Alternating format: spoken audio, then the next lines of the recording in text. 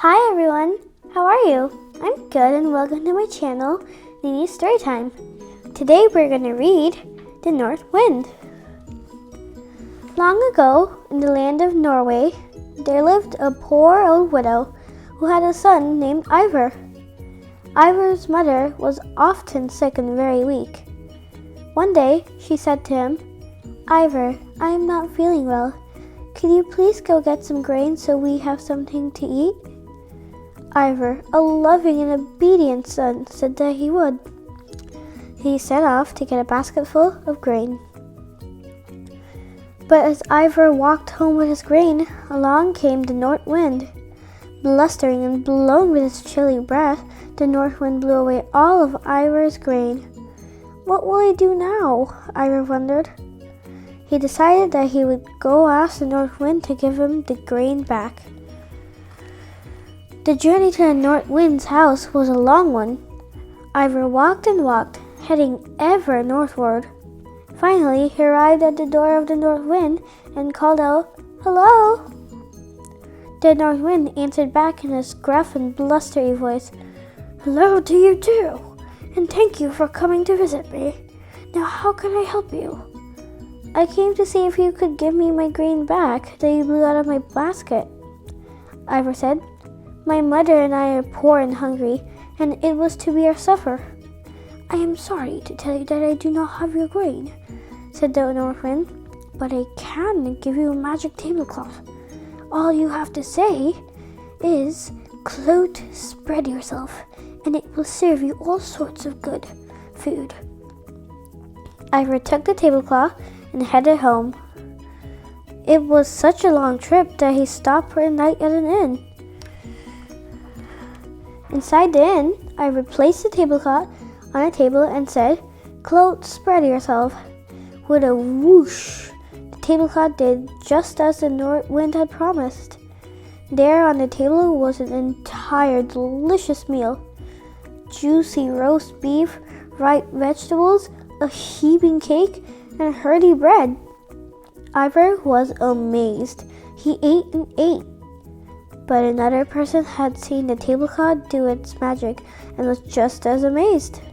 The innkeeper, a dishonest man, had watched Ivor's trick. The innkeeper had decided that he would like such a tablecloth of his own. The innkeeper waited until Ivor was fast asleep. He crept into Ivor's room and took the magic tablecloth from the boy's sack. Then the innkeeper put another regular tablecloth in its place.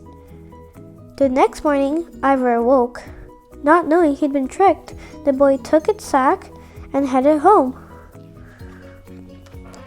When Ivor arrived home, he excitedly told his mother of the magic tablecloth. "We'll have plenty to eat," he said. But when the boy put the tablecloth on the table and said, "Cloth, spread yourself," nothing happened. Not one piece of food appeared. Not a dry bread crust. Not a pat of butter. Not a measly chicken bone. Ivor was disappointed. The tablecloth had worked its magic the day before. Why wasn't it working now? "The only thing to do is for me to go back to the north wind's house and tell him what is wrong," Ivor told his mother.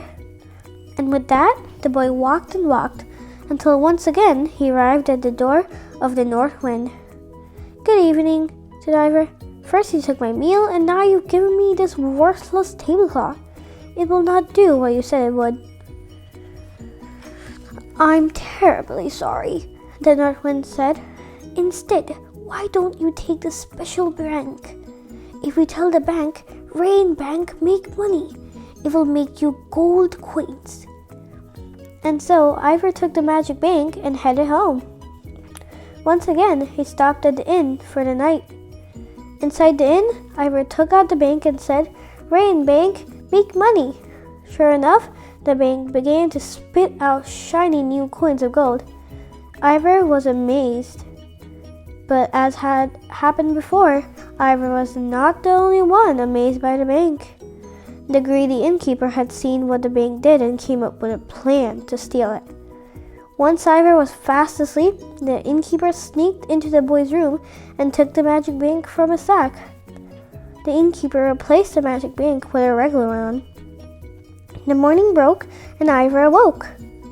Not knowing that he'd been tricked, he took his sack and headed home.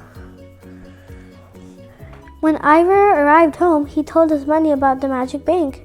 "We'll have plenty of money," he said. But when the boy said to the bank, "Rain bank, make money," nothing happened. Not a single coin fell from it. This time, Ivor was very disappointed. The tablecloth hadn't worked, and now the bank didn't work.